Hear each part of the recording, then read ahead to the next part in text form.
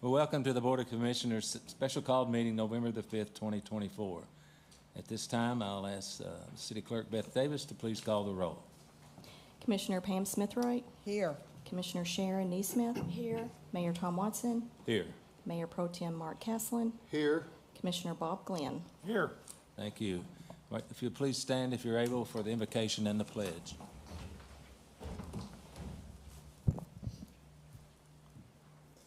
Heavenly Father, as we gather today on this glorious day that Americans have the opportunity to vote, it's a very special thing for America to have such a democracy where everybody has a say in who's elected.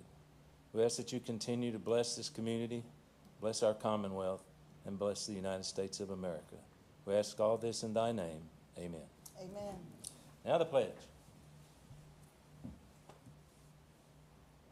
Allegiance to the flag of the United States of America and to the republic for which it stands, one nation, under God, indivisible, with liberty and justice for all.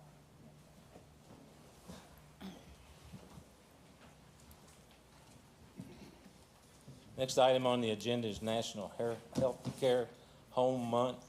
I'm going to come down and read the proclamation. I think there's somebody here to receive it. Why don't y'all come down? It's important because we're going to need that home care sometime. Yeah, I'm on that board already.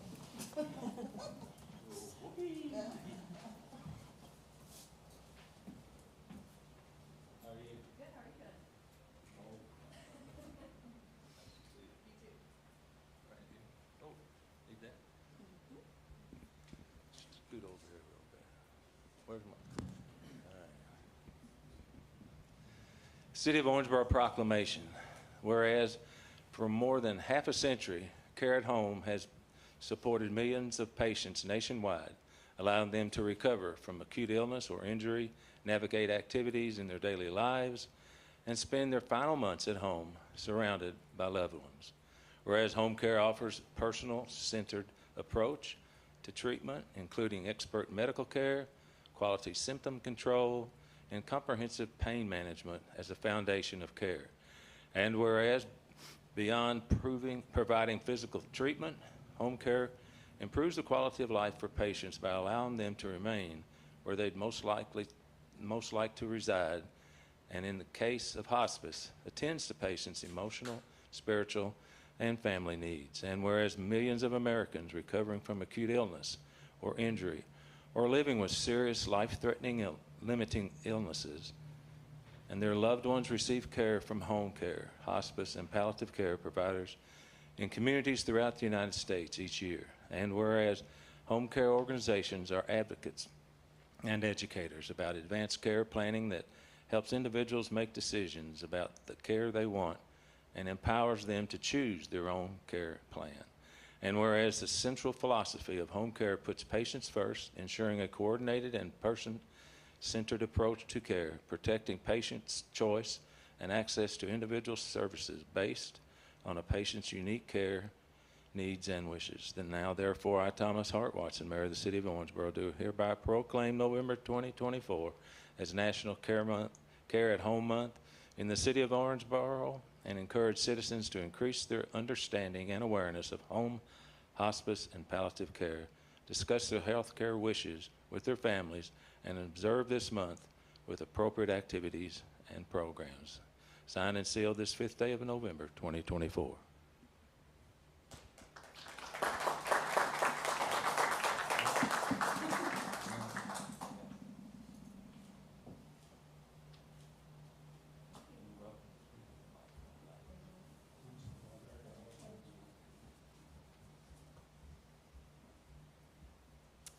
Hello, I'm Hannah Cecil, Marketing Coordinator, HPC 3419 Wathans Crossing, Owensboro, Kentucky, and we are very excited. It was previously called Hospice and Palliative Care Month, and they've transitioned it to National Care at Home Month, with Palliative Week being the 4th through the 8th and Hospice Week being the 11th through the 15th. And we're just honored to have been able to serve this community for over 45 years, and we hope to do it for another 45. So just thank you very much, and we're excited about spreading awareness about hospice and palliative care all month long. Thanks. Thank you. I can testify to their excellent way of doing things, I guess you'd say. As when I was in the private sector, we had a good relationship with them because we wanted to make sure when the patient came home with the device that they were going to get what they needed. So thank you personally. Okay. Consider approval of minutes dated October 15th, 2024. I'll make a motion to approve these. Could I have a second, please? Second. Discussion, additions, or deletions? Hearing none, all in favor indicate by saying aye. Aye. All opposed, motion carries. Please consider board appointments. Owensboro Parks and Recreation, appoint Larry Roberts II to a 2-year term expiring November the 2nd, 2026. Human Relations Commission, appoint Alondra Johnson to a 3-year term effective November 5th, 2024. Midtown East Alliance, appoint Mary Weaver to a 2-year term effective November the 5th, 2024. And the Alliance for Drug-Free Owensboro and Davis County, appoint Audrey Collins to a joint city-county appointment to a 3-year term expiring August the 31st, 2027. I'll make a motion to approve these. Could I have a second? Second. Any discussion? Hearing none, all in favor indicate by saying aye. Aye. All opposed, motion carries. Thank you. Number 6 is ordinance, second reading. This will be a roll call vote. Ms. Davis. Ordinance 16-2024, an ordinance closing portions of the alley rights-of-way between 512 West 9th Street, 915 Cedar Street, 917 Cedar Street, 919 Cedar Street, and 924 Locust Street in the city of Owensboro, Kentucky. Read for approval on second reading this 5th day of November, 2024. Thank you. I'll make a motion to approve. Could I have a second, please? Second. City Manager? This is second reading of an ordinance closing an alley between Cedar and Locust Street, south of 9th. The area is behind Fire Station 1. We've acquired 4 properties behind the station to enlarge that site. And as part of Operation Firehouse, we are currently designing a new or replacement Station 1, and closing the alley will allow us to maximize the site and reorient the station to open toward 9th Street. And you can see the area in red that will be closed. Any other discussion? Ms. Davis? Commissioner Smithwright, Aye. Commissioner Neesmith. Yes. Mayor Watson. Yes. Mayor Pro Tem Caslen. Yes. Commissioner Glenn. Yes. Thank you. Item 7, first reading of an ordinance. No vote. Ordinance 17-2024, an ordinance closing an alley right-of-way behind 1220 Center Street, running from East Parish Avenue to East 14th Street in the city of Owensboro, Kentucky. Introduced and publicly read on first reading this 5th day of November, 2024. Thank you. City Manager, you have anything to add? Just briefly, Mayor, this is first reading of an ordinance closing an alley between East Parish Avenue and East 14th Street. Christ Community Church owns most of the property along the alley, and they were the one who initiated this alley closure through a written request. All of the other contiguous or adjoining property owners have also provided written consent for the closure. Like the last item, you can see the area shaded in red. And so to the north is Parish. Just across Parish, there will be the site of the former Owensboro Health Hospital. You can see on the left side in the white area there, that is the farmer's market to kind of orient you to the site. And it's the church there to the right of the red hatched area that has requested the closure. They own a good bit of that property. Thank you. Any other discussion? Hearing none. Thank you. Item 8, City Manager items. Okay, thank you. This morning we have several personnel appointments for your consideration. The last one we'll hold and do separately for a separate vote. Wade McLaughlin, probationary full-time non-civil service promotional appointment to maintenance specialist with the Public Works Buildings Department effective November 3rd. Cameron Ernspiker, probationary full-time non-civil service non-promotional appointment to call taker with Police Department effective November 3rd. Susan Frazier, probationary full-time non-civil service non-promotional appointment to bus driver with the Transit Department effective November 17th. Ethan Board, probationary full-time non-civil service promotional appointment to fire driver engineer with the Fire Department effective November 17th. Brandon Pendergraph, probationary, full-time, non-civil service promotional appointment to captain with the Fire Department effective November 17th. Joshua Sexton, probationary, full-time, non-civil service promotional appointment to lieutenant with the Fire Department effective November 17th. And then for regular status, who have completed their probationary period, Corey Gant, regular, full-time, non-civil service appointment to battalion chief with the Fire Department effective November 19th, and Taylor Bosley, regular, full-time, non-civil service appointment to telecommunicator with the Police Department effective November 19th. Thank you. I'll make a motion to approve these. Could I have a second? Second. Any further discussion, additions, or deletions? Hearing none, all in favor indicate by saying aye. Aye. All opposed? Motion carries. Thank you. And then on this item, we're doing it separately, so Commissioner Glenn can abstain because it is an immediate family member of his, and so he will not vote on this issue. So the appointment of Robert Glenn IV, or Bobby Glenn, probationary, full-time, non-civil service, promotional appointment to driver, engineer with the Fire Department effective November 17th. I'll make a motion to approve this. Got a second? Any discussion? Hearing none, all in favor indicate by saying aye. Aye. All opposed? Motion carries. City manager comments? Yes, first, Mayor and Commissioners, would like to announce, we shared on social media, but park shelter reservations have begun for the 2020-25 calendar year. The shelter season begins the beginning of April and runs through October. Reservations can be made at the shelters at Legion, Moreland, and Ben Halls Parks. You can call 270-687-8700 or visit the Parks and Recreation website at owensboroparks.org to make your reservations. So it's best, especially if you want a holiday weekend, I would advise to make those reservations as soon as possible. Second comment, we were notified this week that the city has, or we were notified recently the city has received the Distinguished Budget Presentation Award by the Government Finance Officers Association for its annual budget for the 24-25 fiscal year. This is our 25th consecutive recognition, which is incredible. We were also notified that we have been named a Triple Crown winner by GFOA. This designation recognizes governments who have received certificates of achievement in excellence in financial reporting, the popular annual financial reporting award, and this distinguished budget award. So I'd like to acknowledge the finance department and those involved, including Danae Galloway, Whitney Brown, Carrie Haynes, Deanna Glover, and of course, Angela Waninger. So 25 years for the budget award is quite noteworthy.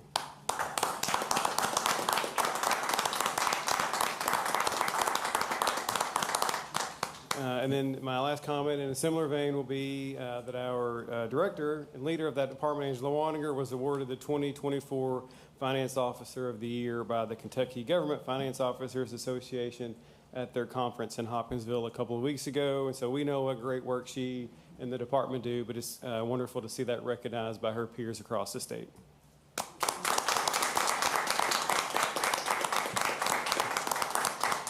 So can I bring my checkbook by so you can help me with that at any time? Be happy to, Mayor. Thank you very much. Okay, are you finished, sir? I'm done. Okay. Communication from elected officials, Commissioner Smith-Wright. Thank you, Mayor. Welcome. I just wanted to say that this is an important day for everyone. Please exercise your right to vote. Thank you. Commissioner Smith-Wright. No. No. Neesmith. I knew I should quit going One of one these after the days. other. One of these days. I just want to reiterate what Pam just said, and also I had the opportunity when I voted on Thursday, and Leslie McCarty was in there, and she's, you know, it's her team at the county that's responsible for all this, and she was so excited because of the great turnout. So I think we need to say thank you to everybody that's making that effort, and especially to stand in the rain, and even though it's an hour and 10 minutes, I'm very proud of everybody that's agreed to do that and is still doing it. So pat yourselves on the back, and great job, and it's a good day. Yeah, I went to vote this morning. Did you? Not a chance. Oh, really? I went to the church. They were lined up for half a mile. At the church? Yeah. So I should have taken my wife's advice and voted early, but I didn't. So.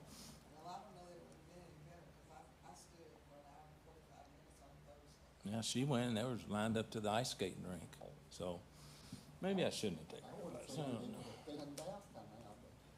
I guess not. Commissioner Castleton? Thank you, Mayor. Yeah. I just want to congratulate Ms. Waniger on her award and her staff. It does such a great job. I've always sang praises for all of our entities here under the city umbrella on how great and professional all of our people are. It's rare that I have a complaint, and when I've ever had any kind of complaints and reached out to staff members in a department, it's always quickly taken care of, and I appreciate all of you.